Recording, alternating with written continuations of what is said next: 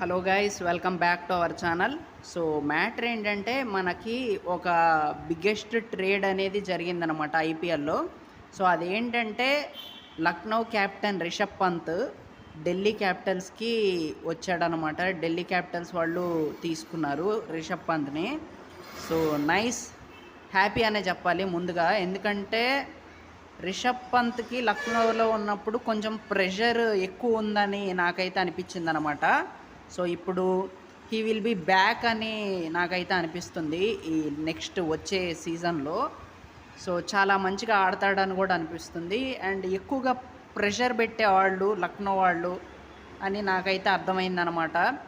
And తను కొన్ని చోట్ల కూడా చెప్పాడు. సో 27 కోట్లు పెట్టి కొనుక్కున్నారు కదా రిషబ్ పంత్ని లక్నో వాళ్ళు.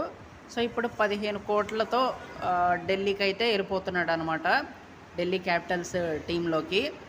అండ్ ఢిల్లీ క్యాపిటల్స్ నుంచి కుల్దీప్ యాదవ్ లక్నోకి వస్తాడు అనమాట. So nice and nice thing అనే చెప్పాలి. ముందుగా నేనైతే చాలా చాలా హ్యాపీగా ఫీల్ అవుతున్నా, ఎందుకంటే రిషబ్ పంత్ ఢిల్లీ క్యాపిటల్స్కి వచ్చేసాడు. సో నైస్ అనే చెప్పాలి. అండ్ తను కంబ్యాక్ అవ్వాలని నేనైతే చాలా బలంగా కోరుకుంటున్నా ఇవి వచ్చే సీజన్. సో చూద్దాం మరి. అండ్ కేఎల్ రాహుల్ కూడా ఉంటున్నాడు, అండ్ రిషబ్ పంత్ కూడా తోడవుతాడు. దాంతో పాటు యువరాజ్ సింగ్ కోచ్ అంట. సో ఇక మామూలుగా ఉండదు. సో చూడాలి మరి. నాకు తెలిసి వచ్చే సీజన్ ఐపీఎల్ కప్ ఢిల్లీ వాళ్ళు కొడతారు అనిపిస్తుంది. సో చూద్దాము. So that's it guys.